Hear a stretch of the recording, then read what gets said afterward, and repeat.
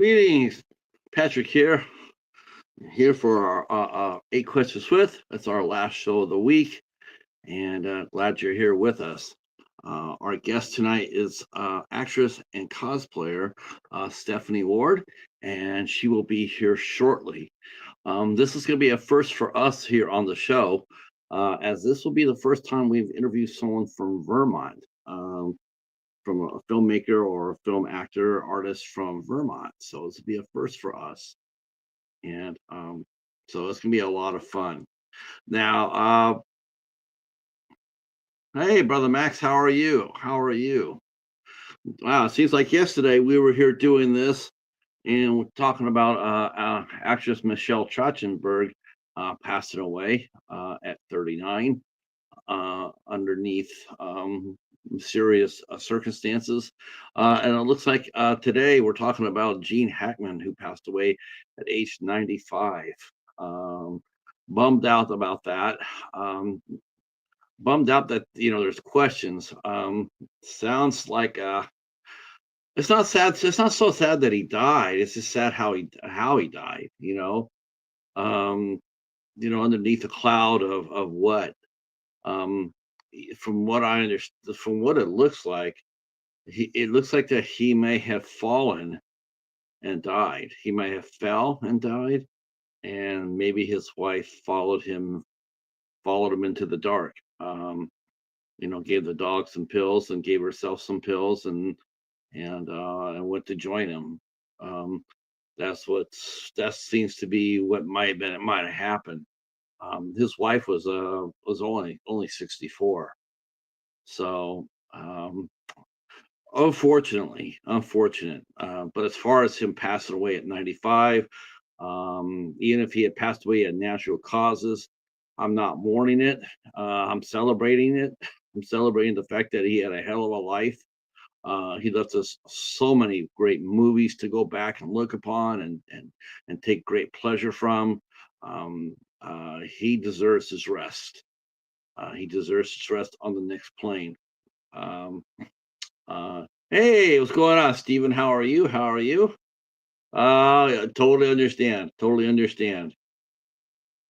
Uh, uh, yeah, a lot of people have a lot of his favorite characters. Little Bill from Unforgiven, Lex Luthor from Superman films, The Conversation, Popeye Doyle from The French Connection 1 and 2, The Poseidon Adventure, Bite the Bullet, or um, Ride the Bullet. Was it Ride the Bullet or Bite the Bullet? It was about the horse race. His breakout role, Bonnie and Clyde. He was 36 years old when he did that. 36 years old before he got his big break. Um, let's see. Let's see. What else is there? Yeah, he did a tremendous. He just had a tremendous repertoire. A Few Good Men. I don't think he was in that one. I think that was Jack Nicholson was in A Few Good Men. But he wasn't great in Crimson Tide, which is a movie I have not found in a while. I was actually looking through my movies. I have figured out that I do not have a copy of Crimson Tide, with star Gene Hackman and Denzel Washington. I gotta get that. I don't know how that happened, but I want to see those two go. Oh my gosh, yes. I like to see those two act in the same room together. I've heard it was just a tremendous movie, um, along the same lines as The Rock and Con Air, and along those adventure lines. Ridley Scott, I think he did the movie. Michael Bay, and Ridley Scott did that one. It's supposed to be pretty damn strong. Uh, let's see. And of course, we still don't know what happened to Michelle. That'll probably take about a week to figure that out. But yeah, the mysterious circumstances that would happen with Gene Hackman, that's what people are talking about. I'm just I just hope it was painless. Um oh man, yeah, you know what? You can't be faulted for that. Um Gene Hackman and Jack Nicholson, very much powerhouses. Um, Man, I don't know. You know what? I don't know if they've ever acted before. That's a really good question. I don't know if Gene Hackman and Jack Nicholson ever did a movie together. Um, Anthony says he might get a job soon. That's great.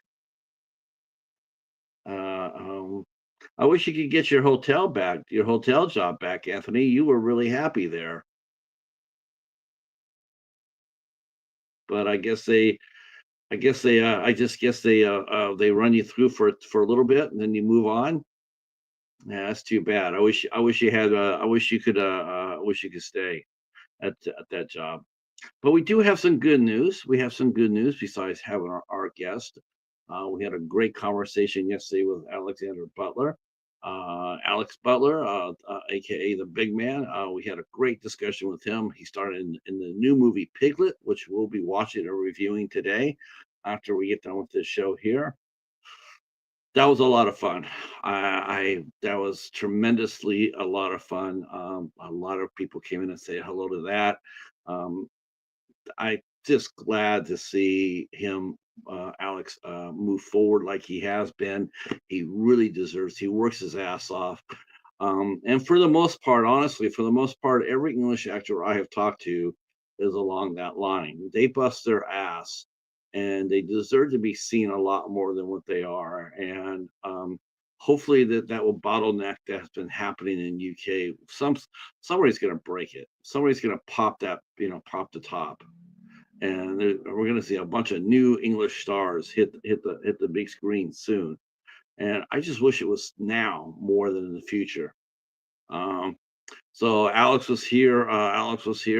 And we had a great show. And we had Mitch Lang, who was here talking about the Bogman. Let's see, a Madness, which I owe him a review. I'm looking forward to that. Um, that looks like a lot of fun too. Sea of Madness stars Patricia. Um, oh God, I forgot her last name. Forgive, sorry. I'll just call her Red. Stars Red, and also stars Jessa Flux, and of course our own Mitch Lang has a critical appearance in his own movie. He's doing his Alfred Hitchcock thing. Next week we're going to be doing two shows. Two shows. It won't be a show on Tuesday. There will be one on Wednesday and Thursday. I have something to do on Tuesday, but Wednesday we'll be here with podcaster Jim Tatro. Tatro, he will be here. He is one of the three amigos of Talking Movies with Sean, Kenny, and Jim, and he will be our special guest next Wednesday at 8 o'clock. Um, and next Thursday at 8 o'clock, we will be talking with Ian and Matt. We will. They will. Ian owns Dreamflight Entertainment. Ian Kane owns Dreamflight Entertainment, and Matt is his executive producer. And we're going to be here talking about Emergence 2028 a week from today. A week from today. Um, and it looks fun, and it has some old friends. Has some old friends. The movie stars Eric Roberts and Bai Ling. There is a slim chance that Miss Ling will come by and pay us another visit. Those who missed it before, Bai Ling did come by and hang out with us. I hang out with Alexis Knapp and Spider Dabrowski, as we talked about So Below. Um, and so or down below. And yeah, I'm looking forward to that. Those guys, they're very focused and energetic, and they'll be here next Thursday, um, with or without buy. Doesn't matter to me. I as long as they show up. As long as they show up, because I want to talk to them about their film. And so we're only going to have two shows next week, and then we'll try to go right back to the three shows a week. We're also doing two. We got two Clash of the Titans coming up. Two Clash of the Titans.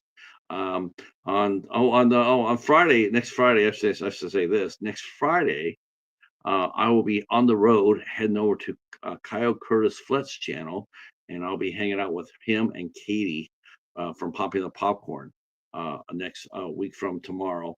And then Kyle is going to come back here and hang out with me on the 22nd for a Battle of the Titans.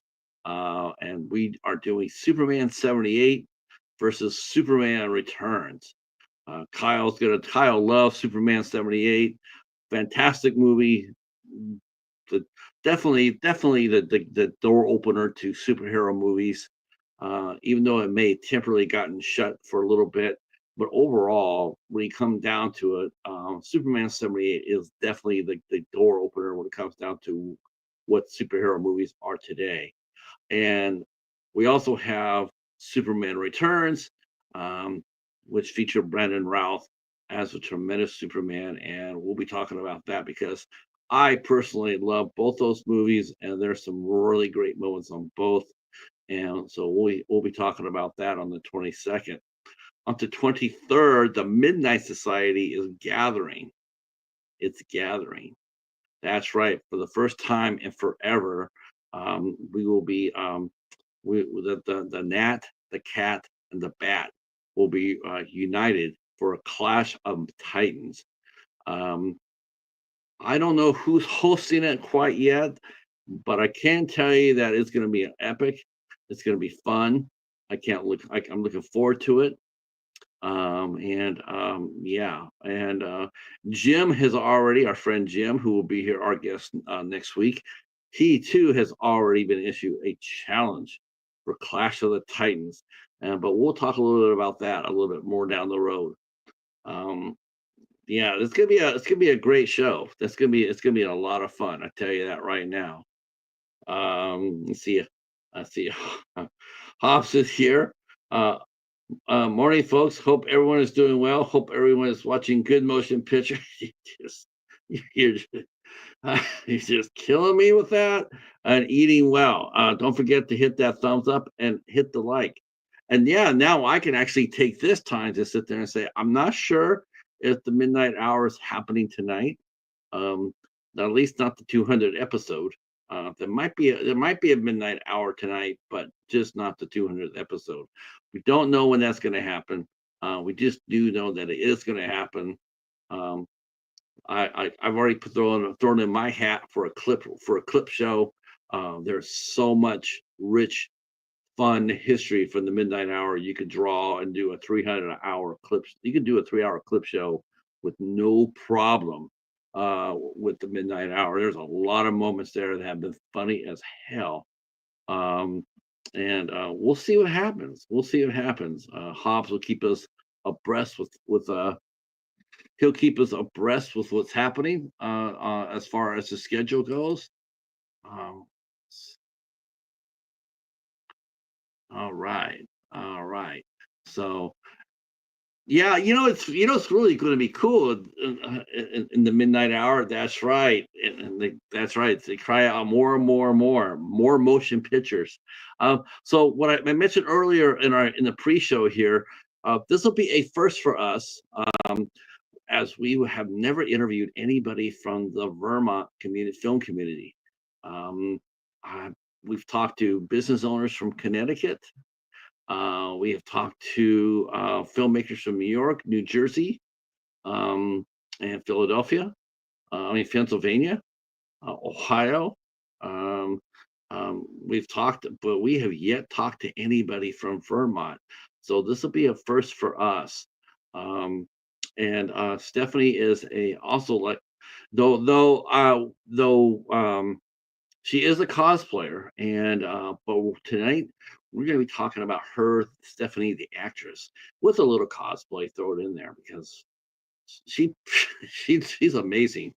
All right, the doorbell has rang, so I'm going to go get our guests. So hang out while I do that. Thank you for showing up here. Feel free to share us out, and away we go.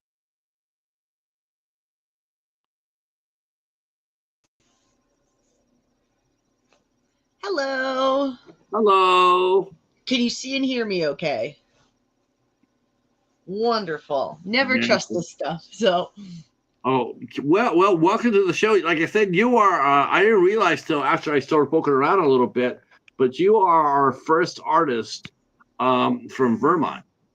Oh, I, yeah, I'm New York based, but I my partner lives in Vermont and I do a lot of projects in Vermont now. So, yeah. How exciting is that? I mean, sort of like a cutting edge, so to speak. yeah, there's a lot of new stuff happening in here. The artistic community is really, really doing a lot of cool indie stuff. Now, you say you're based in New York.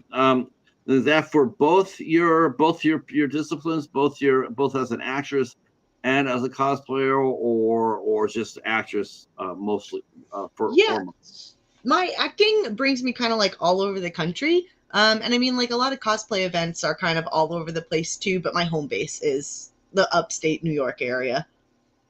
Okay, okay. Wow, this is gonna be fun.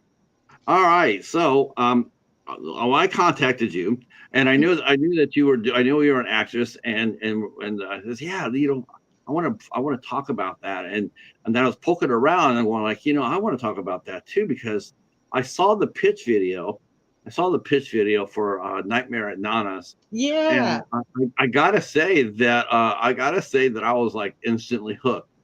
Um, nice. I was like, this looks like a lot of fun, and I already love the title. I mean, Nightmare at Nana's. That just gives every single kid the Yeah, heebie-jeebies because I think grandparents are supposed to be like the ultimate safe place.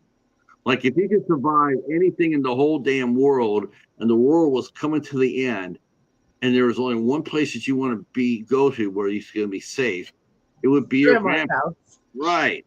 So to find out that maybe that's not quite the safe place in a movie, in this movie, well, it's gonna be a lot of shenanigans going on. Yeah, it's really, really ridiculous, which is something I really love about it. But the characters still have a lot of heart. So, like, I love really silly, self aware horror, but I also like the characters to be realistic and the character relationships to be, like, significant to the plot. But yeah, this Nana is not really a. It's not really a spoiler because it's called Nightmare at Nana, so surprise, she's scary. But Soccer. yeah, Now, as far as your start goes, I'm just curious. Now, did you get your start? Did you get your start as an actress first, or were you in costuming first? I was a cosplayer first, and cosplay is definitely like what got me into acting. I started going to anime conventions in 2003, which was a while ago. And the cosplay scene was so, so, so different then. Like, you had to source everything and make everything, and like, even access to like source material, like finding reference images from anime was so different. But I got super into like costuming and aesthetics defining the character. And so now that's like a really big part of acting for me.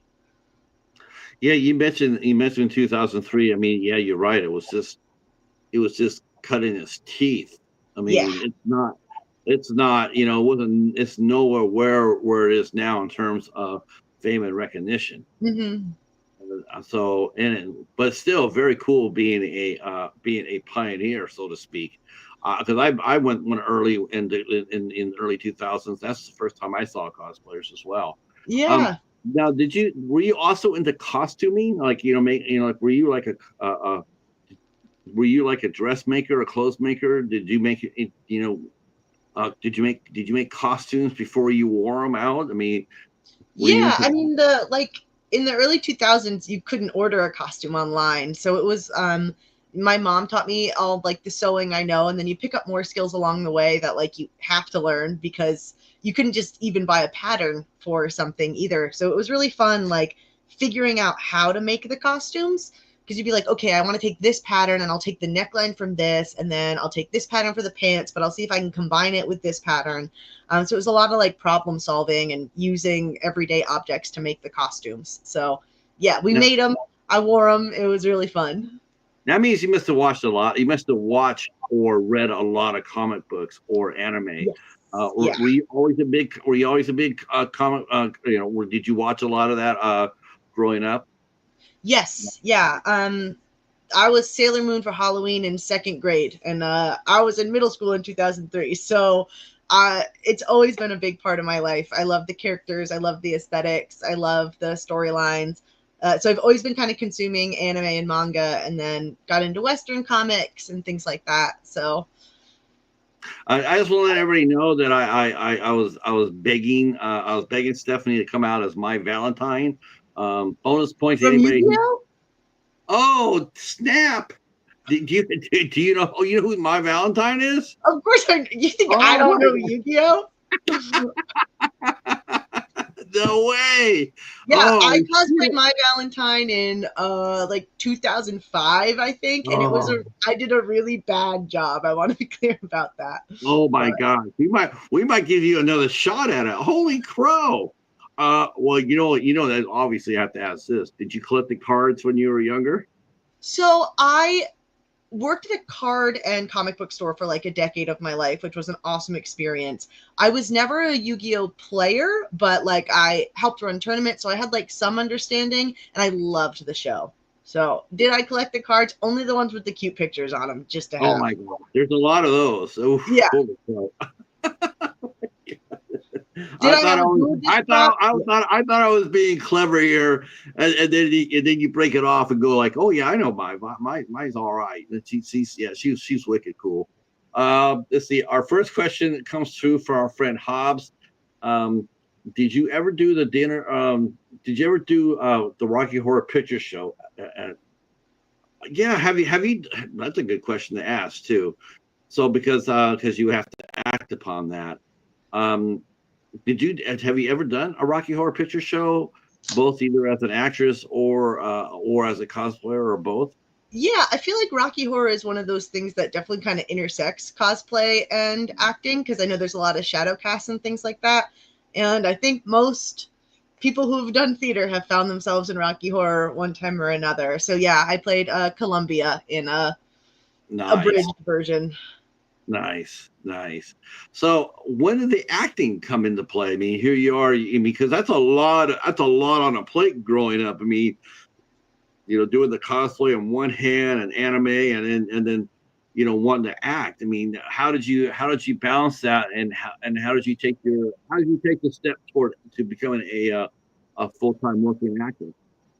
So I got a little bit into theater in high school, and then I ended up, but it was the cosplay that got me into it because I just loved being characters. Like I'm really character driven. I love that. So got super into cosplay, ended up doing some theater, ended up going to college for theater. And then right out of college, I started working at Renaissance fairs, which I still do a lot of those. So and then from there I ended up doing film and more stage work, and I teach a lot, so it all kind of snowballs from there. Yeah, Renaissance Fair. Yeah, I love those. I went to the one in California, probably The the OG one, yeah. yeah, and Agora Hills. That was where I went and used to go every year for 5 or 6 years. Let's see. See, Snow says Yu-Gi-Oh has the stinkiest fan base, physically stinky. We had to kick plenty It's of. true. I wasn't gonna say it. And also the people who played Yu-Gi-Oh got in fights way more than the Magic the Gathering players. I had to kick Yu-Gi-Oh players out of the store often. Yeah, yeah. You know what? So a confession here is like I got in on Yu-Gi-Oh from day one here in the United States. I Hmm. saw the cartoon and I'm going like, man, that's an amazing cartoon. The very first day that Toys R Us put out their Yu-Gi-Oh, they put out the Yu-Gi-Oh. I was there. I was there. I was like nobody, and I got two structure decks and I got a couple of loose packs.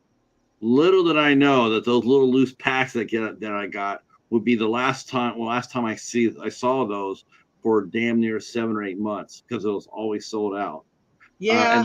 And yes, and I end up learning how to play, and I end up going to different tournaments. And But not in years. Like I think I probably my heyday was probably came out in 2002. I think it came out or 2000. I guess it's 2000. I guess. Um, and I think I was done by 2006 or seven. But they just the game got advanced, and they never made any adjustments to it. Like you have Mm. 8,000 points, and they never changed that, but they made the game so much faster that it became basically just a one-turn kill kind of game. And it's just like, well, I'm not going to be sitting here and investing all that money for a 30-second match. So, Yeah, yeah. I thought the cartoon was great too, and the manga was really fun. I feel like Yu-Gi-Oh is also like there's the card game, but it's kind of horrifying, and I feel like it'd be a good like horror genre is like oh, card game based oh, horror. it shows that a little bit from the Yeah, Japanese. the Shadow Realm is you don't mess around with that. The Shadow Realm is hell, basically, boys and girls, and and that's what they when they talking about that, and people died in the manga, manga, they died, and they died horribly. Yeah, It was not exactly it wasn't a kids film. Unfortunately, the passing the creator of Yu-Gi-Oh, he passed. He went out swimming, and he got too far out into the ocean, and he drowned. I didn't know that. That's super tragic. Um, but yeah, but I didn't know about the stinky part. Let's see. Snow mentioned she wants to dress up as Janet for the Rocky Horror Picture Show at least 10 times. So, what was more nerve wracking for your first time that you acted on stage, or the first time that you appeared as a cosplayer on stage? What was the most nerve wracking part about either one, and how did you overcome your nervousness, if you had any? All of it scares me. I always like I teach a lot of improv, and improv is the thing that scares me the most, but it's also the thing that I do the most throughout the year. I always tell my students that like once it stops scaring you, you're not challenging yourself anymore. And for cosplay, it's always really nerve wracking. Because what if it falls apart? And I used to compete with my costumes that I made, so that was always uh, competition was always really scary. And acting on stage is, of course, nerve wracking because what if you forget everything no matter how hard you worked? Stage combat, I think, has been the most nerve wracking thing for me because the consequences for forgetting uh, can be dire. Yeah, you look like you're not afraid to get on the ground and roll around and get dirty a little bit. No. That's a great actress. Fanboys that they love that. Action adventure guys and horror. If a girl gets out there and goes nose to nose with a mass killer, we're all about that. Um, Yeah. The final girl archetype is like, it's one of the coolest contemporary archetypes in media. And I think it's great. And it's an honor every time I get to play one. let's see. Improv is so much fun. I love Whose Line Is It Anyway? That's a great show too, and you learn a lot from that show. Like Yeah. they give out a phrase or a word, and then you instantly have to go into that place. I mean, that's very hard. But wow! But you know what? I've never seen anybody that I've actually seen do improv. I've never seen anybody go like, I can't do it. They seem they it's almost like, okay, maybe I don't have the most maybe I'm not the most experienced, but it seems to me it's also the most fun because you can't go wrong. Whatever you do as far as improv goes, it isn't wrong because it's improv. It's not Yeah. structured. Is that how you sell it? Is that how you sell improv as a teacher? Do you tell them, like, because 'cause a lot of people, when you tell them, look, they'll sit there and say, I'm not a comedian, I'm not a comic, I'm not funny. And you tell them, get in there and do it, like, who says you has to be? You Yeah, I know, mean, I tell my students never try to be funny. Don't ever try to be funny in improv. Just try to be honest. Just do the next thing that makes sense. But I sell improv as like I'm a pro failure teacher. It's like you can go out and do improv and you can make mistakes and you can learn from it. And I really think it's good like for yourself and it makes failure less scary and it's unlike a lot of acting, like the acting world can be really competitive, which is like I almost quit acting in college because I was like, everyone is mean and everyone is way too competitive. But improv I found I loved because it's all about working together. Like I do a lot of ensemble improv where it doesn't work unless everybody supports each other. And your job as an improviser is to support the other people in the scene. And I feel like actors, screen actors, stage actors, if they take the improv concept of like, it's not about me, it's about me making you look good and supporting you, it makes that kind of acting a lot better. I think it really improves screen, stage, also like role playing games. The improv stuff can be applied anywhere. What do you see? What do you see yourself first and foremost? Do you see yourself as a comedian, as a dramatist? Do you see yourself more as a stage theater actor or a screen actor? How do you, so if someone walked up and asked you to describe Stephanie in 3 words, what 3 words would you use to describe yourself? 3 words, I don't know. I call myself a teaching artist because I do so many things, and I feel like when you're an artistic person, you have to do so many things so that you have enough money to live. So, Oh, right, yeah. right. I get that. Let's see. Let's see. Oh, hi, Cheryl. How are you? Glad you're here. Glad you're here. Um, what was your first experience like on a stage? Were you in high school when you first did your first acting role? High school, college, and what did you do? What did you do? What was your first play or I was in middle school and I was in a children's theater production of The Hobbit. And I got to be a goblin and I got to be an elf in Mirkwood and I got to be a hobbit at the end in the Shire. And I was like, this is the best. I get to wear 3 silly outfits in a show and I get to be like a weird little goblin. So I was hooked from there. let's see. We got a question from Corina Ward. Huh. I have a feeling that might be related. Yeah. Um, what was your favorite cosplay costume to make? Oh, that's my mom. So we worked together on sewing so many of the costumes. My favorite one to make, we made, this is a deep cut, but we made Nagase from King of Fighters Maximum Impact 2. The artist Falcon did an alternate design, and she had like these panda like fists. And we made them out of these like pig puppets that we reskinned into pandas, and the tailoring on that outfit came out really, really, really good. Oh my So God. Oh, that's so your mom helped you. So your mom, I guess it would help having a mom that knows how to sew, right? yeah, my mom's really creative and she was a total stage mom and it was really cool to get to, you know, make a bunch of stuff with her. So you did The Hobbit in junior high. That was awesome. How did you like it? Did you sit there and say, Mom, Dad, this is something I want to do? Um, if and did they support you? Did they sit there and say, okay, Stephanie, but we want you to go to school as well? Did you continue to act throughout high school, or did you go from high school to straight to college before you picked it up again? Oh no, I did a couple school plays in high school. I did some, community theater, things like that. My mom is obviously, she's watching this. I'm very lucky to have a super supportive mom. So Now you were growing up in Vermont, right, when all this happened? no, New York. Oh, New York. Okay. So what was it like? What was it like in New York as far as being because New York is probably the second biggest place as far as terms of acting goes. Mhm. So what was it like when you first started having to audition? Did you have to have did you have to have an agent at the time when you started? What was it like when you first started to go out there and cut your teeth and as far as acting with through auditioning?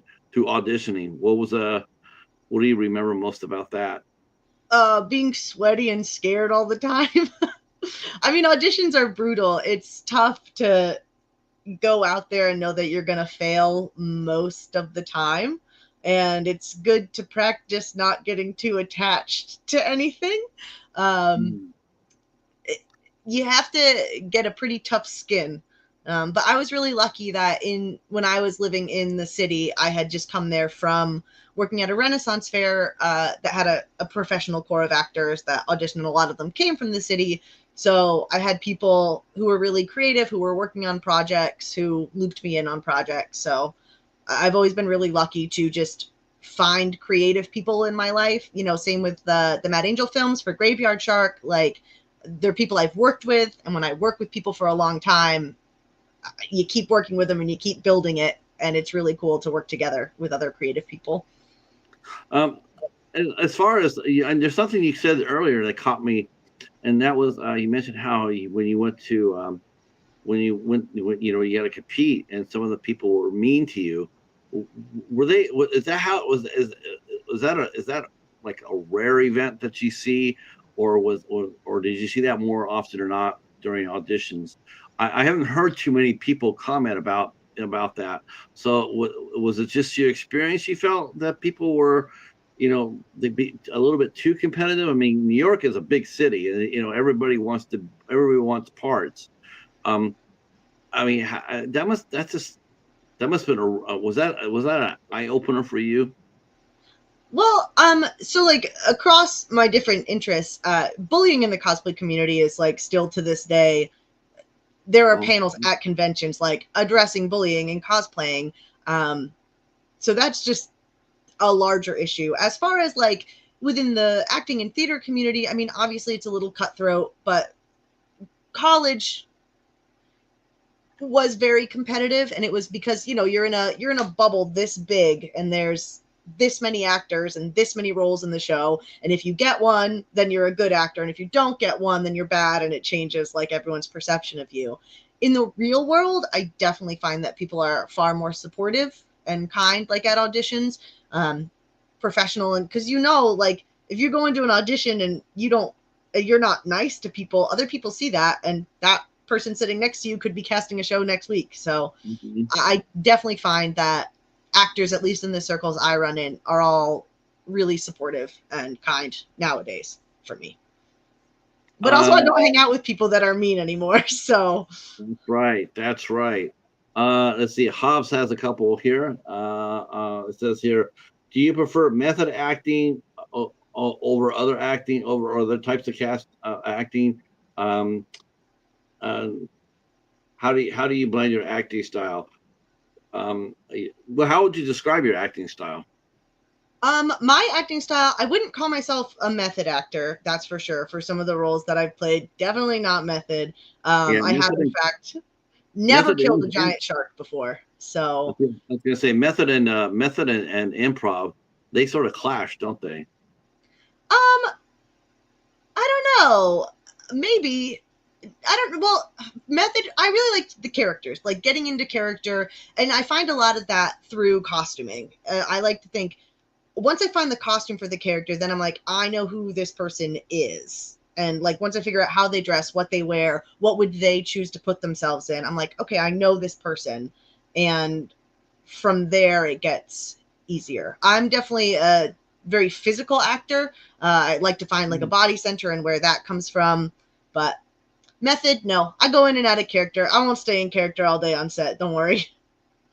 Um, Now you mentioned something a little something I didn't expect either, and that is you said that the world of cosplay can be people can get jealous about that. That surprises me because I thought that happened during the beginning of cosplay, but I thought that once it became more modern, more accepted. I mean, you and me, when we saw cosplay, there'd be like maybe a handful of people doing it. Hmm. Now, and the conventioneers, they were charging you to get in through their doors. Nobody really said anything to you. Now the world of cosplay is so vital. It's so, the only thing what people, what do people, I mean, I know that there's some unspoken rules, I guess to be considered a serious cosplayer, you have to make your costume. You can't source it out. You got to make it. Yeah, that's an Is that interesting debate of like you're not a real cosplayer if you buy your outfits. Um, People get really attached to characters, which is, people are like, I can be the only one at the whole convention dressed up as this wildly popular character. And if someone else is, really? Yeah, I do think for the most part, the cosplay community is really wonderful and creative and supportive, but there are definitely some incidences. I don't want to like make it seem like everybody is out to get you and mean, but I know Yeah, it that just there are like surprises me. Yeah. panels and stuff trying to work on avoiding bullying and things like that. Oh my God. I just think that's just arrogance. You know, if you walk in there as Sailor Moon and you expect nobody else to dress up like Sailor Moon, that's just Yeah, arrogant. it's actually exciting if you see somebody else who loves Sailor Moon as much as you do that they are dressed as Sailor Moon, in my I opinion. agree. I mean, if someone walks in there and they're dressed like you said, a popular character, that's awesome. I think it's great. You know, and hell, I probably end up going over there and comparing notes. Like, how did you get this to work? Or how did you get this? Yeah. I always thought. I mean, I know that that they have they have cosplay contests now, and it Mhm. could, do you get invited to conventions as a cosplayer, or have you been invited there as an actress, or as both?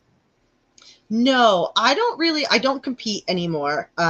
Cosplay is purely like a fun hobby for me now. I'm old. I just want to wear a silly little outfit and buy overpriced plastic ladies. Like that's what I want to do at a convention. So I don't do any of that really anymore. I love doing photo shoots and things like that, but I'm not like hardcore competing or anything like that. I've done a couple conventions with Mad Angel, but that's just like I go with them to the booth to try to promote movies and be like, check these out. So, Oh no, I meant by, but not competing so much, but just by inviting you because oh no, you're a name personality now. You know, you're actress. You've done some good horror films. You know, do they invite you as a guest to sit at on a panel, like, you know, talk about horror? You know, talk about being a horror actress. not yet, but I'm hoping that maybe if people watch Graveyard Shark and then the couple new projects coming out, I have a lot of hope for them. So maybe if you're watching this and you watch those, I would Yeah. love to talk about horror at a convention. Yeah. So what was it like wrestling with a graveyard shark? I mean, you know, that's a crazy idea. A shark living in a graveyard. Yeah, I got that script from Matt Peters, the director, and I read it and I said, this is like the weirdest thing I've ever read. I'm psyched about it.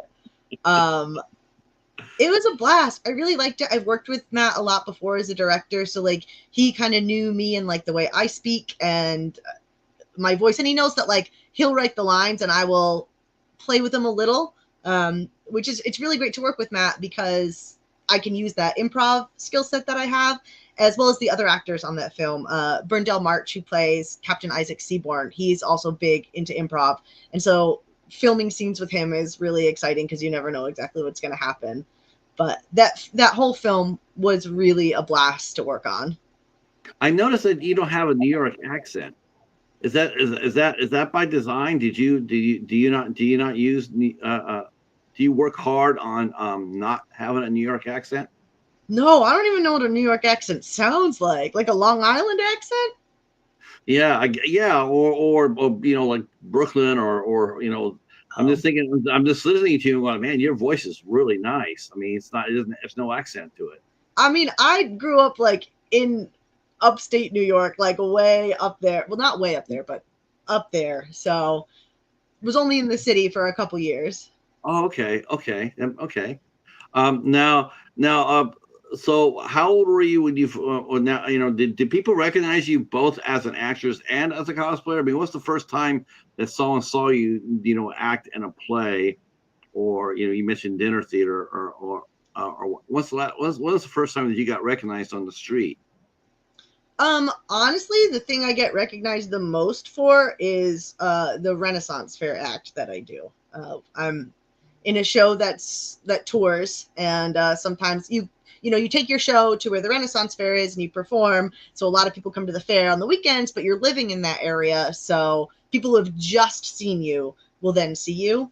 Um, and then a couple of times from Graveyard Shark, which is Okay. really Now, cool. what do you dress up at the Renaissance Fair? Are you like the queen and you go out throughout the whole community?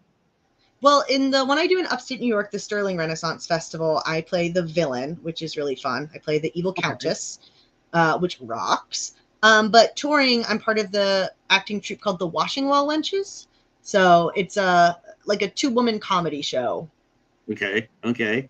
I like the word winch because I'll tell you the truth. I've shared this story before, but my very first kiss I got at a Renaissance fair. Well, wench is not a pejorative, actually. A lot of people think that it is, but wench means a woman with a job. So it just Right. means a woman who works in the Well, Renaissance. over there, the winch was they were the ones that got all the attention, except for the king and the queen when they marched, because everybody had to bow down, otherwise you would lose your head, or you Hmm. could lose your head. Uh, Wenches but are like rock stars at the oh yes, fair. they are. Oh, yeah. But then again, so are the guys with the anybody that can handle a weapon was a rock Yes. star. I was a rock star, definitely, definitely. You sit there and watch the guys do sword play. You watch that just as much as you would watching Mhm. some really, really pretty girls over there, like doing their thing. The guys would be, like they would not hesitate to walk over there and the girls, you're hot, but they're playing with swords over here. What guy doesn't want to go ahead and sword fight?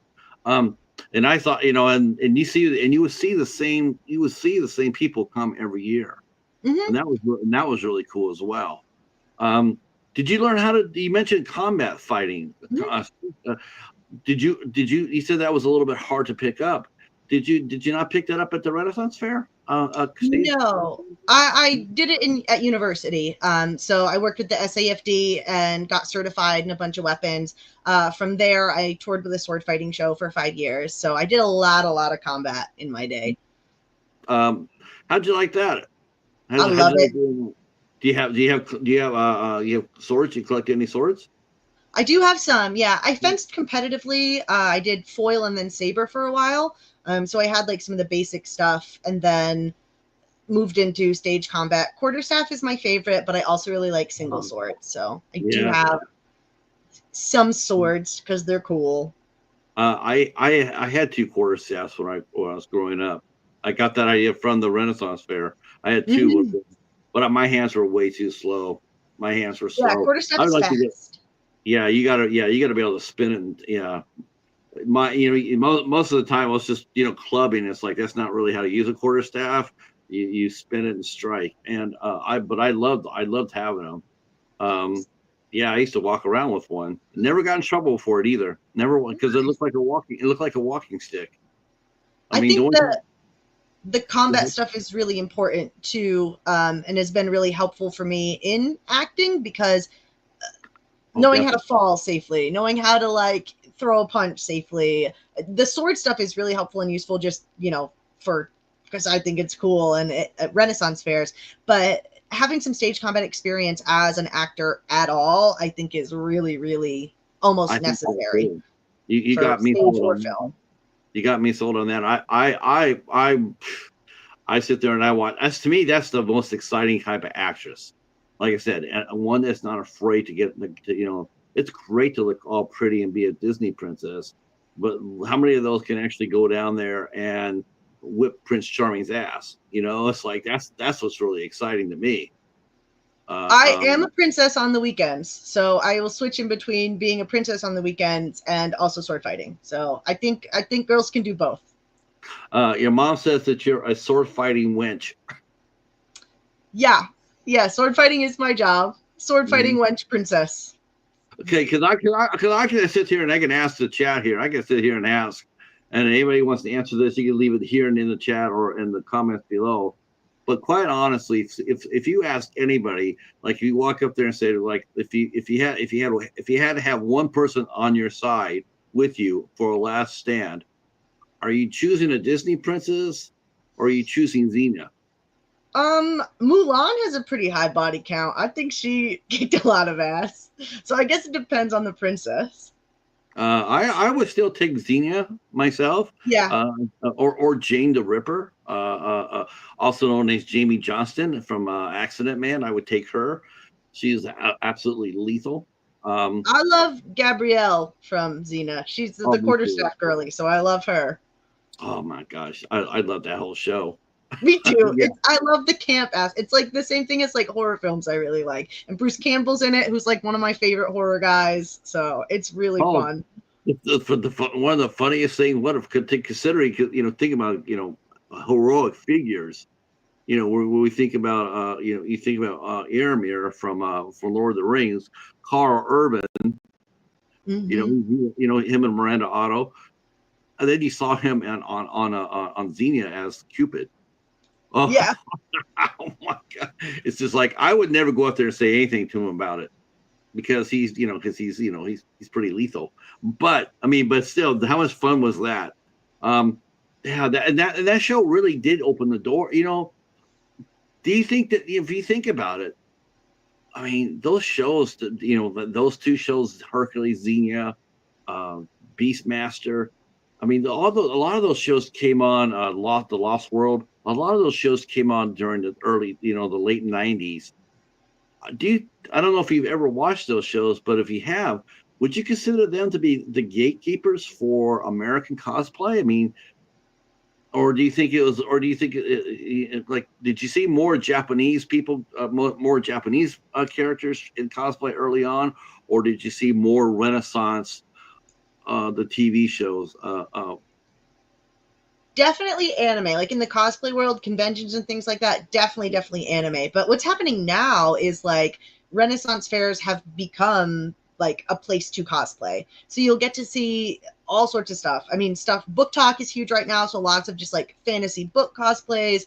People will wear their anime cosplay costumes to the Renaissance fair because it's like, oh cool, I spent all this time and money on this costume. I can wear it to the Renaissance fair now. So it's great for huge nerds like me who work there because now I get to see lots and lots of cool costumes come through the gate. Oh So my I God. think it's shifting, but in a really cool way that everyone's realizing how fun it is to wear a silly outfit.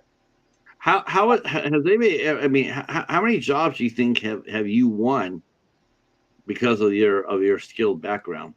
Both either cosplay and also combat prowess. How Like many? how many roles have I gotten? Like how many roles have you gotten? I mean, not only as an actor, of course, you get them for being an actor, but how much more? To me, honestly, if you walked up to me and I'm doing an event, I'm doing an action film, and you walk up to me with your background, oh yeah, you just keep going, walk through the costuming, because I'm going to hire you because you got such an interesting background and a Yeah, rare background at that. I don't know like numbers wise, but I will say it's definitely really useful to know how to do some stunt work and violence and things like that, especially in horror and action films. I mean, again, if you can do some already have some background in how to do stuff safely, it makes like fight choreographers work so much easier because you can speak the language they're speaking. So When you prepare for a character, when you prepare for a character on screen, is your preparation different from when what's your mindset when you create a character?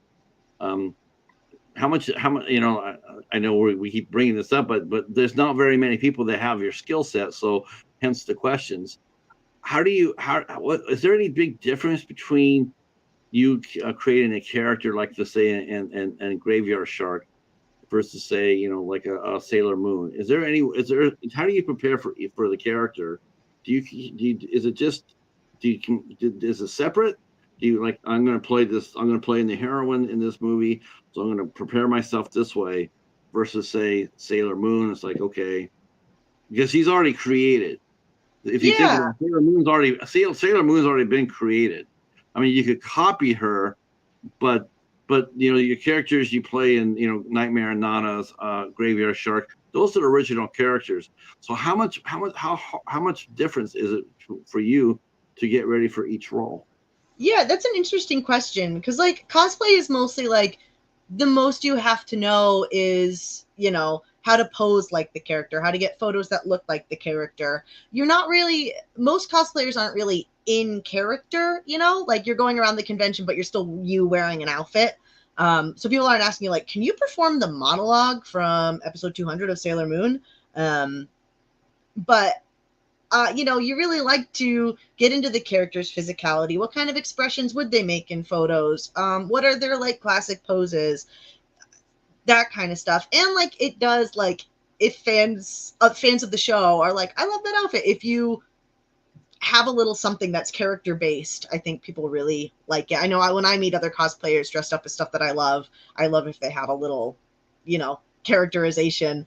As far as like film work, when you get a script, it's kind of the bones of the character are there and you're putting the heart into it. So you have like something to work off of. Obviously, Sailor Moon is far more fleshed out than like I'm playing Stella in Nightmare at Nana's, and she doesn't fully exist yet, but she will. So what are some of the steps that you do take to get those characters? Do you run lines with folks? Do you go in and do you have a room, a room that's separate? Is this for you? And you go in there and you prepare for that. How long does it usually take for you to go from Stephanie to your character?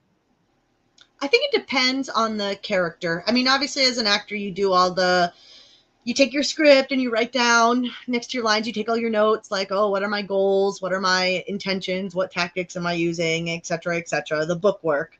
But getting to rehearse with the other characters for me, I think, is where the characters really come to life. The way they dress themselves and move is significant, and then also the relationships they have with other characters. Because you don't find out who a character is until you see them interacting with other characters. So I think that's really big for me, is when you finally get to work with other people. So We have some more folks that are rolling in here. Let's see. I love your mom's line. Well-known actress Mel Heflin has walked through the door. Mel, I Mel is love here. her. Yeah, Mel's awesome.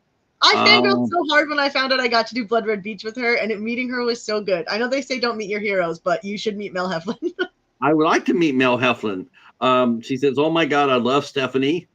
Then Delio Diz, Steph's passion gives her the innate ability to take on anything she's tasked in presenting to an audience. That's an awesome statement. And then we are digging Stephanie too, Mel, for sure. Definitely for sure. I love your mom's line. You're a sword fighting wench. That's just amazing to me. I'll put it on my resume. Mom, yes, my mom.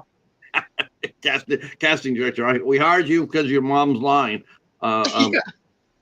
Yeah. So, what was your first film project you got to act in? I mean, I could find that up, but I want to talk to you about that. What was your first film project that you had speaking lines in?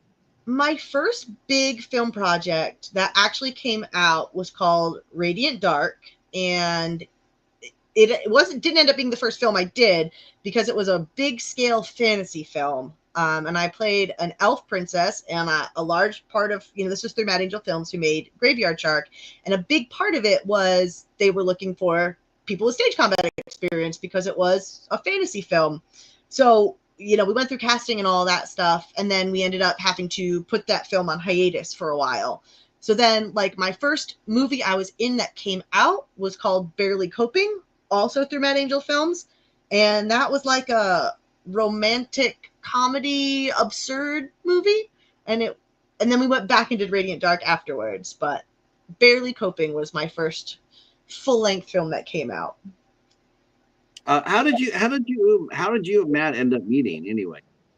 I saw a posting for you're looking for actors to play elves that fight. Count me in. This is my dream. So I auditioned for Radiant Dark, and that was the first time I met Matt and the other folks over there. How many other women were there for the audition? I'm not sure. I ended up getting to work with another really talented actress who went to the same school I did.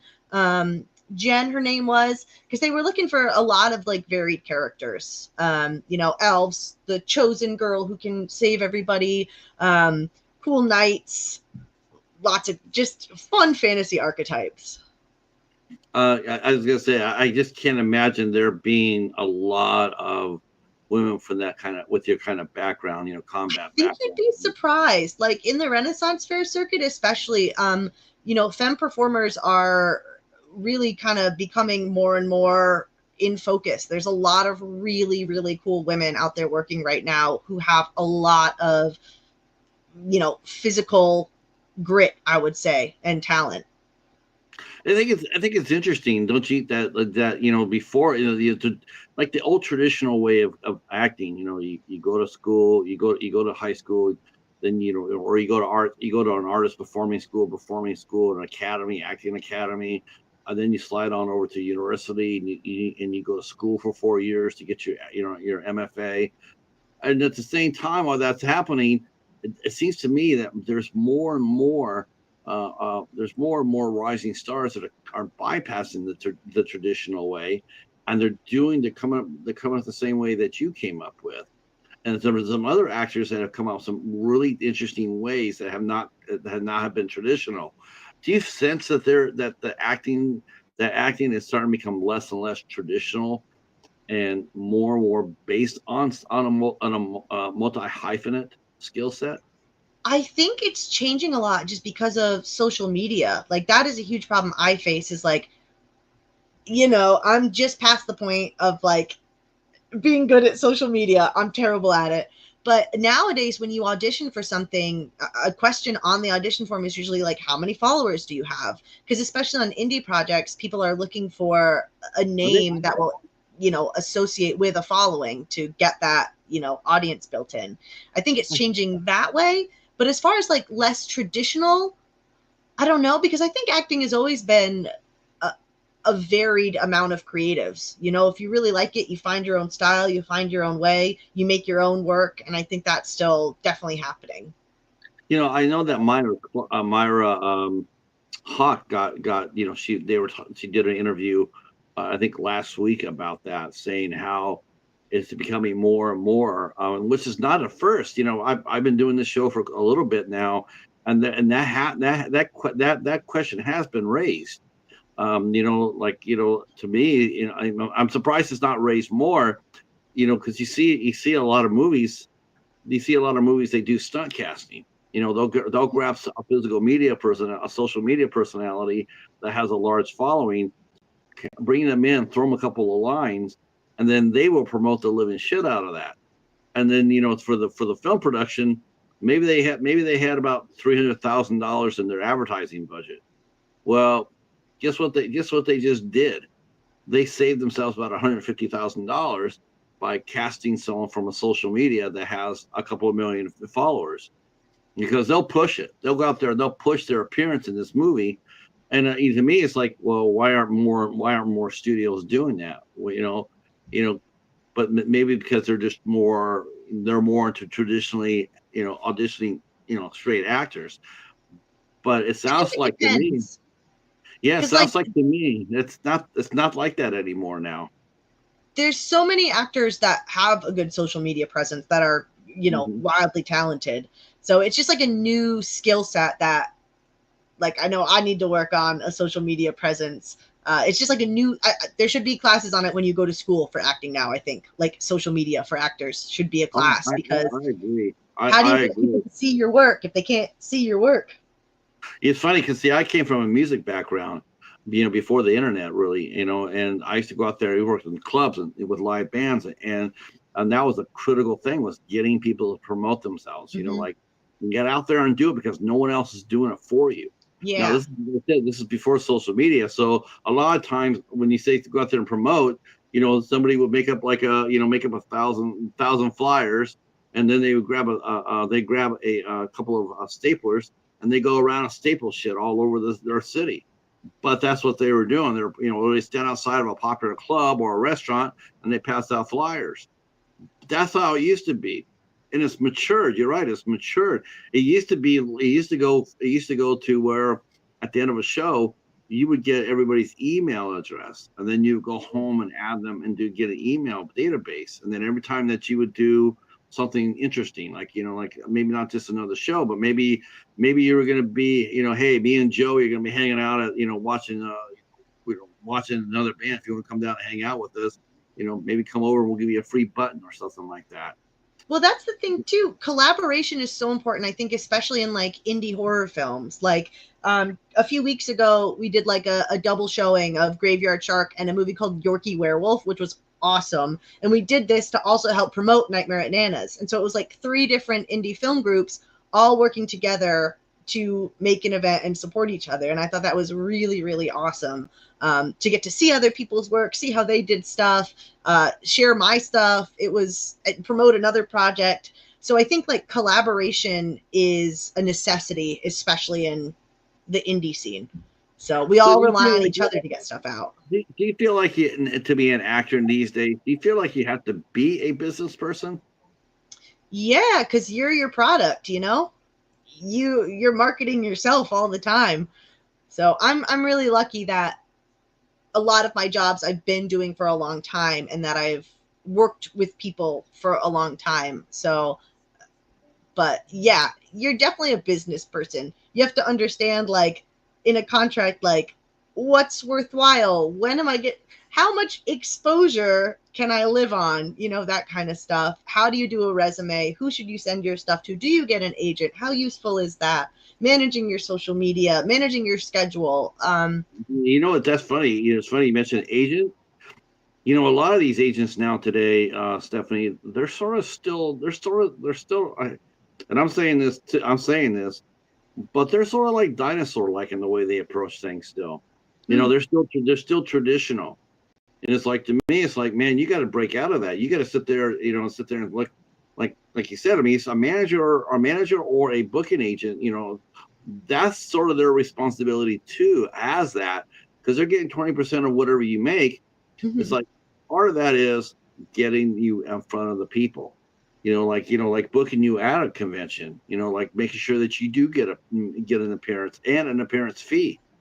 I think you've done enough that you warrant that. Like now conventions now they want you there. I mean, if I'm sitting there in, New York or Vermont or, or Connecticut or what have you, and I know that you're within my shouting call, I'm picking up my phone and I'm asking you to come out there and, maybe not dress up per se, but definitely want you to do a panel. I want you to do a panel. I want you to be a judge. I want to bring your name into the party because your name brings heads. And I think that's part of the manager's job, is to sit there and find out that, hey, I have someone who has a regional name right now. I'm working on making it a national, but I got her as a regional, so I got to exploit that. I got to, it's good for her. It's good for me. Um, do you feel your manager or your agent? I mean, you do have representation, right? No. Okay. Well, definitely. I mean, definitely. I mean, you could definitely get into any convention that you want to. I can tell you that right now. Any convention that you walk around right now, and if you called up the booker and you told them who you were, they would ask you to come out to their I convention. think it depends. I mean, the thing right now I'd be most happy with is people seeing the projects, you know? I want Graveyard Shark to get seen. I want people to get excited about Nightmare at Nana's. I want people to see Blood Red Beach. And I think that's the most important part, is getting those projects out there, so that you can see the actors who are in them. Right. But I just think everybody should use your full toolkit. That's what I'm saying. It's like, hey, if it means for me to sit there and say that girl over there looks great, great. As long as they're there seeing me and my poster, I got a table, I got posters, I can sign stuff away. That's just, yeah, I'm all about the promoting. I don't necessarily think it's right though to give a part to somebody who is based on just social media presence. That I don't agree with. I still think that talent should win out. Okay, so let's say how many followers do you have on Instagram? Me, like 1.5K. Not very Okay, many. okay. I don't think it's fair that if somebody walked up there, Joey Jones walks up to the casting director, and how much do you have? Well, I have 20,000 followers. Okay, well you have 1.5. But your skill set is way better than his way better than his. I do not agree. I do not agree to sit around and you hire Joey Joe jumpsuit over here because he's got more followers. That weakens your whole product. That weakens your whole film, whatever you're doing is going to weaken it because he does not have the skill set that you do. Skills still matter. Yeah, I definitely, especially in indie film where people need to be able to do a lot of stuff. Yep. You know, And you not don't just have, acting. Yeah, exactly. You need to be able to do probably some stunts. You need to be able to look at your own costuming. A lot of the times you might need to do some of your own makeup. Like, so I think I certainly don't feel like skills are overlooked at all. I think that there is a lot of merit and people work very hard for the parts that they get. So, but I do see that a social media presence, especially in indie film that you're trying to promote and get out there, can also be advantageous. Have you worked as a costumer on any films? Have you done any? Have you been asked to do? Maybe maybe they don't have a role for you per se, but they turn around and say, "Listen, there may not be something for you this time, but can would you consider doing costuming?" I have Would- not. I did do the costumes when I did Rocky Horror Picture Show. For the most part, came out of my wardrobe, but I would definitely be interested in that if it's like I don't care about costumes where it's like this guy wears a shirt and pants, but if it's like this character has a really over the top style and they change outfits and this outfit means this, and like if there's really fascinating costumes, I love designing and putting things together. So I definitely would be interested in something like that. That would be fun. I think you'd be excellent at it. There's just so many. There's so many cool multi hyphenated, talented people out there. Multi hyphenates. That's what Mariah says. I borrowed the phrase from Mariah Owen. Multi hyphenate. The multi skill set. It's just. I think the more skills you have, it's just all Yeah. that. Um, In the arts especially, because sometimes you're not going to get the part, so you better be able to do something else until you get your next part. So let's talk a little bit let's talk a little bit about Nightmare and Nanas, because Yeah. because so tell us about how you got involved with the project. This one is a Vermont-based project. So, like I said, I'm not from Vermont, but my partner does a lot of stunt coordination and like violence coordination. So he knew the folks that were making it and sent like the audition information my way. So I filmed an audition and I sent it in, and I'm really excited about it. I've seen some of their other works, and they're really kind of like I said, like absurd, over the top, but still the characters are grounded and have a lot of heart. So I'm very excited about some of the special effects in this. I'm very excited about the type of character I get to play. And I'm very excited to be working with a lot of these actors who are really passionate and really, really skilled. Now this movie is being made in Vermont. So I mean, in a Yes. sense, it's still true. Like, this is my first time I've talked to anybody doing this, doing a Vermont film industry movie. I've never talked to anybody. I never knew anybody's done anything in Vermont as of before you told me this. What was it like shooting there compared to, say, New York or New Jersey or what have you? Was there So anything this that one stood out? we haven't shot yet. We're shooting it over the summer. We're in pre-production right now, so we have all our funding. The script just got finalized. We're moving towards like uh, looking at like some makeup and some special effects stuff, which is really exciting. So this one is going to be shot mostly over the summer in Vermont, which is going to be really cool. As far as differences, I think it depends on what locations we're at. Like this, there's several different sets for this, but a lot of the films I've worked on in New York too, it's kind of lots of different places, whatever you can make work on a small budget. Okay. And Austin Rice, the director, he's done some shorts. I believe this might be his first film. It might be his first feature film, if I'm not mistaken, right? He did Lil Balzac and Lil Balzac 2, which are like just about an hour-ish. So this is the first like big like full length project. And that's gonna be pretty exciting. Um, how did you and Austin? I mean, and did he see you through some of your other projects? Yeah, I just sent in an audition and I sent him, my resume and things like that. So it was one Okay. of those. I got lucky that they were like, she can do it. Oh yeah, there's no doubt about that. I did watch the pitch film that you did, and yes, by all means, you definitely take care of some business. Yeah. Um, uh, now, was this be your first lead role? As far as I mean, for this film, I mean, I believe you were support for Graveyard Shark, but this movie seems to be. I think Abby is the hero of Graveyard Shark myself. Stella in Nightmare at Nana's is, I would say, a supporting character. Okay. Now, what is do you like doing horror the most? Is that what you feel your strength is horror films, or do you want to break out and do something a little different? I love horror films. I would definitely do other stuff. Like I said, a lot of the rest of the year I'm doing comedy, or I'm working with kids, or I'm teaching.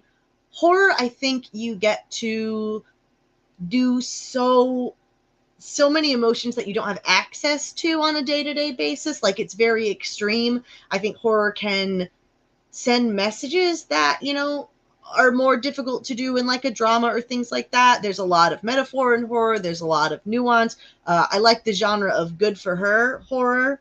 And it can be funny and have heart and be scary. And like, those are my favorite things. The only thing I would love to do more than horror is a show like Xena, like a serialized, kind of goofy but fun fantasy show. And a chance to swing that. Yeah. Can you throw a chocolate? I've never tried, but I bet you could. No problem. I can throw a frisbee, so close enough. If you can throw a frisbee, you can throw a chocolate. The only one I probably would be nervous about would probably be those damn boomerangs. So, let's see. Just Dan just walked in the door. Says you are an awesome person to work with. That's awesome to hear. Mighty Casey is here saying hello. And Magic Smith is here saying hello, Stephanie. Hello. Dan, you might recognize. Well, you wouldn't recognize actually, but if you've seen Graveyard Shark, he's in the Graveyard Shark suit for some of it. So he's fabulous. He's an SFX artist and was our shark. Graveyard Shark is amazing. That costume is so cool. It's so silly. It just looks like an evil street shark. I love it. It does. It's a shark. It's a great white gone bad. No, I don't think it's a great white. It's a hammerhead. Yeah. A hammerhead gone bad. Why not, right? Sharks. If sharks can grow 6 heads, like 6-headed shark attack, then they can have. They can be streetwise. Well, didn't they have a show like that where they had Street Sharks? It was like a late 80s, early 90s cartoon. Yeah, that's right. Now because you love horror, but now let's just say that because I definitely think that sooner than later someone's going to come knock on your door and they're going to want you to do an action film. That's something you feel like you're ready for. I mean, you're pretty comfortable in horror. You gotta every new movie that you release, your name grows a little bit more. Are you gonna get? Do you feel like it in a little bit even now? Even though you don't have overwhelming a lot, but do you still like you kicked ass on everything you've done so far? Are you feeling a little bit of an itch to stretch out and to do that Xenia type project, to get out there and look for that kind of project where you can show off your other talent? I am really lucky that I do so many different things throughout the year that my work is so varied. I'm really lucky, but I'm always looking to try something new. I think that's how actors get better. And like I said, I think the things you learn in improv, you can apply to working on a horror movie. The things you learn from working on a horror movie, you can apply to being a party princess. The things you learn being a party princess, you can apply to teaching storytelling. It's all connected. So any opportunity to do something new that I haven't done, I would love to do. An action film would be great. I think there's so many people that maybe don't know about your background, about your cosplay background. I think they would be stunned to see the pictures. Thank you. I have a lot of fun styling them, putting them together, work with some really great photographers. So I'm really lucky there too. I know we're talking. We're trying to focus this mostly. No, I'm having a hard time with this. We're trying to focus mostly on your Nightmare at Nana's. You got that in. It's going to be happening. You already got Great Shark out, but the cosplay Blood Red Beach too. That one's filmed. That one had Mel Heflin in it too, which is where I got to work with her for the first time. What was it? Who's been the biggest name that you worked with? Has it been Mel so far? as far I as the think name so. recognition goes? Yeah, In like the I think indie so too. world, yeah, and it was a blast because she works on so many ridiculous fun projects. Oh my Um, God, ain't that the kid? You're not kidding. You're no, not kidding. Mel is a wonderkin. I mean, she's amazing. Um, so let's talk a little bit about one movie I overlooked at. What was the first movie that you, as far as you went, that the first movie that you either killed somebody or you were the victim? I know you did a movie called Axe Grinder 666. yeah, So did you have to die in that one? no, I didn't. I didn't die in that. The first one, I think I killed somebody on film, like in a horror film, would be Killing Time. Um, Played like a evil bunny girl, and it was an absolute blast. I loved that character, so she was a lot of fun. As Uh, far as dying, uh-huh. I haven't really done that too much. Yeah, it's funny. We asked Alex Butler yesterday, and he says, you're playing a character, and well, you're basically he's playing a serial killer, and I says, so what does it feel like? What's the first thing? What does it feel like to do that, to play that role? And he goes, natural. It's just like, what the hell? What the hell? But I thought that was really funny I for had fun myself. in Killing Time because the character, like, she has a partner, and the whole pathos of the character is that she loves her partner, and like that's what it's based in. So she doesn't like think of herself as this like psychotic killer. She thinks of herself as like a good girlfriend and things like that. So, That old saying, every villain thinks he's the hero. hmm Yeah. What's now other than Nightmare on Nanas, which is going to be starting soon? hmm What else do you have planned for the rest of the year? Do you have any? You have any plans for? Do you have anything else lined up as soon as that movie's over with? Do you have another one lined up yet, or is it? Blood Red Beach is coming out. That one's done. So that one should be premiering in the summer, which is really exciting. And then after that, I don't have any other film projects lined up super soon. I have one a little bit in the future that's in like super pre-production, that I'm also very excited about. So I'll be touring with theater work for a while in between. It's always really nice to get to squeeze a film in between the theater work because it's Um, nice to be busy, but I sometimes guess it's too busy. I guess I should ask you. I should ask you. So, what do you do for relaxation? I mean, what do you do to, to further your skill set? Do you or just have fun? I mean, you and your mom, you and your mom hang out a lot together and Do hang out go? with my mom a lot. I Um, I suspect. I also really like. I'm big into collecting anime figures. Really big into that. I love watching anime. I'm also I love to sort Magic the Gathering cards with my partner. Really into that. So Mhm. Okay. very Uh, relaxing, and a lot of video games and reading. yeah, I have never played Magic. I played Yu-Gi-Oh, but I never played Magic. If you got into Yu-Gi-Oh, Magic the Gathering, you will spend a lot of money on. Oh my gosh, you're not kidding. You're not No, kidding. Oh, I know.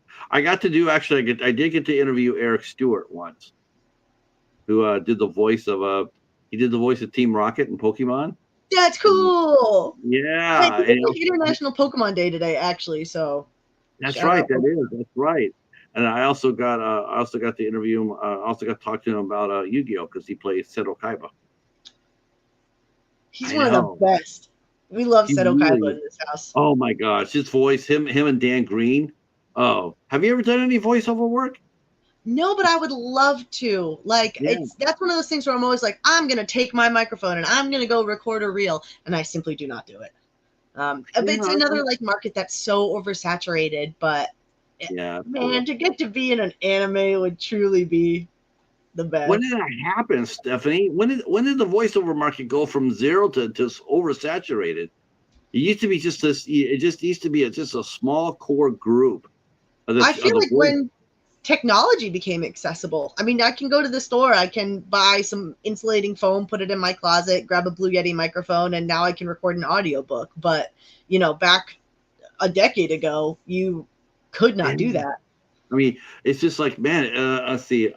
Snow's mentioning here, Magic the Gathering is amazing. My sister's into it big time. Yeah, I never got into it. I know there's a lot of people that are big into it.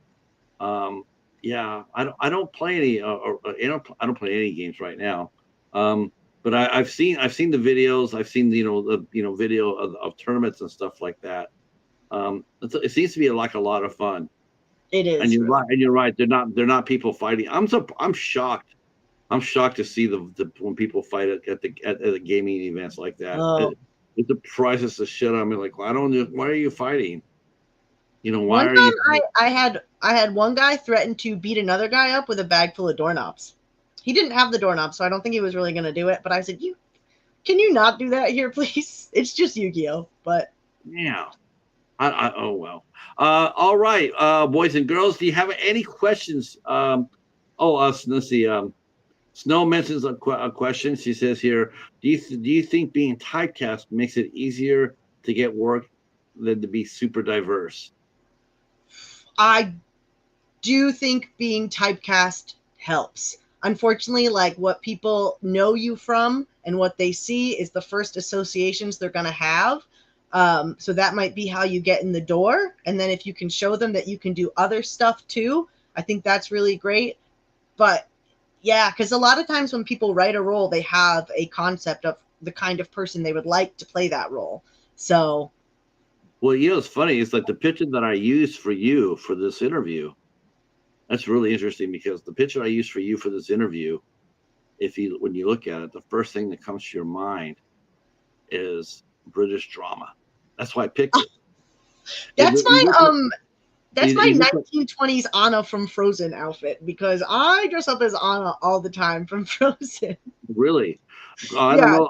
I don't know who Anna is, but I definitely, when I saw the picture, I'm going like, this is something I would expect to see from Outlander or from Bridgerton or from yeah.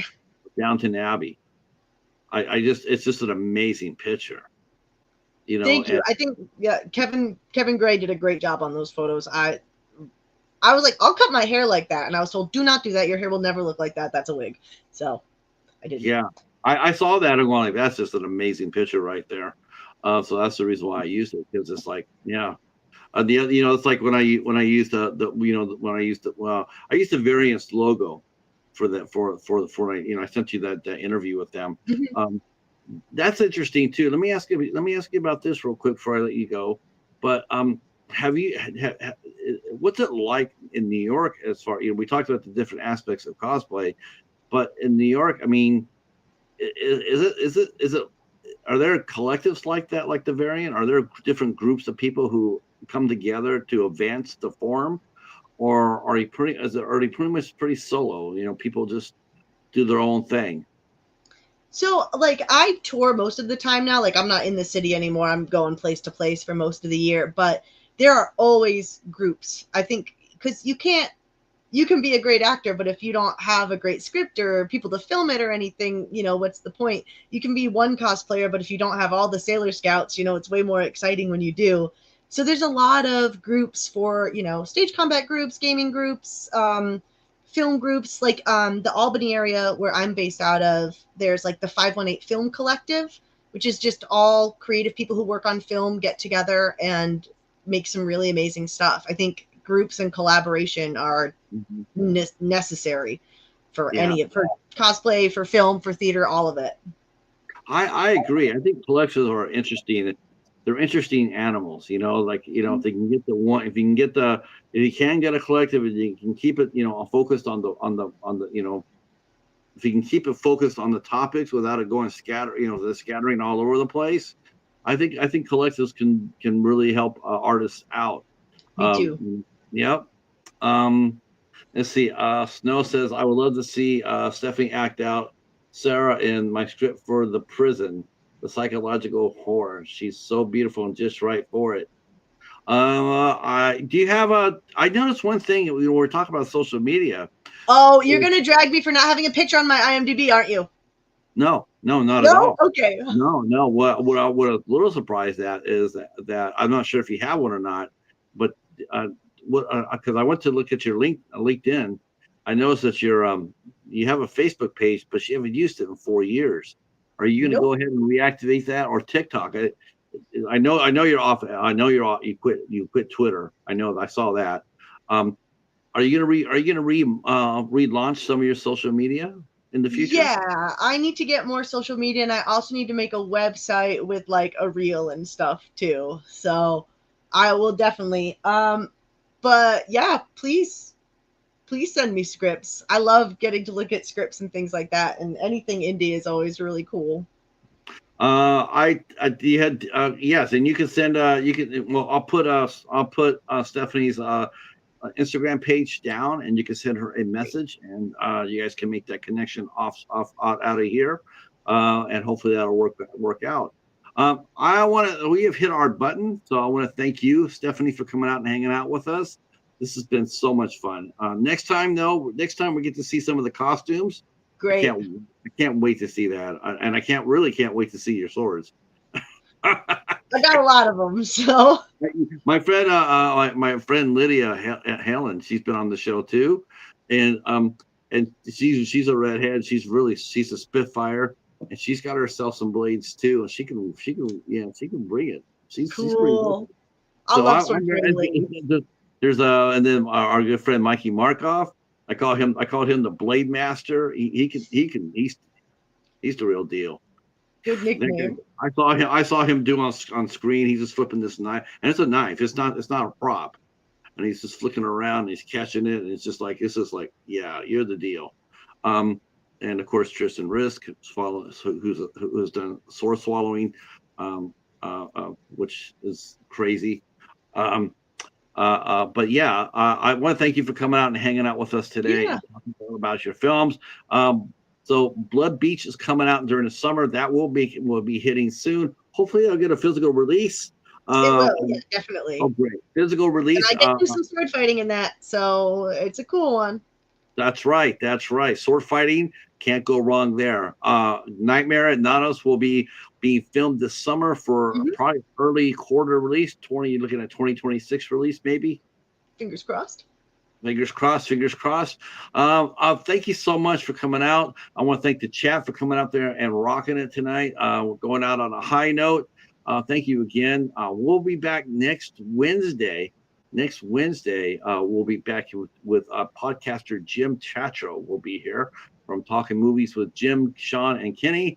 And then Thursday, we'll be talking with filmmakers Ian Kane and Matt Taff from Dream Flight Entertainment. And they'll be here talking about their film Emergence 2028, which is a cyberpunk adventure Cool. starring Eric Roberts and Bai Ling, among other people. Small chance that Bai will be here. I has not got a confirmation yet about that, but I do hope that she'll come by and say hello to us. She was on the show once before. She is an absolute delight to talk to. So hopefully, and as well as talking with Matt and Ian. All right, that is it for us. I want to thank everybody, and we will see you guys next week. Stephanie, just stay right where you are for 1 second, and to everybody else, I'm going to say good night. Thank And you. Bye, everybody. Thank you.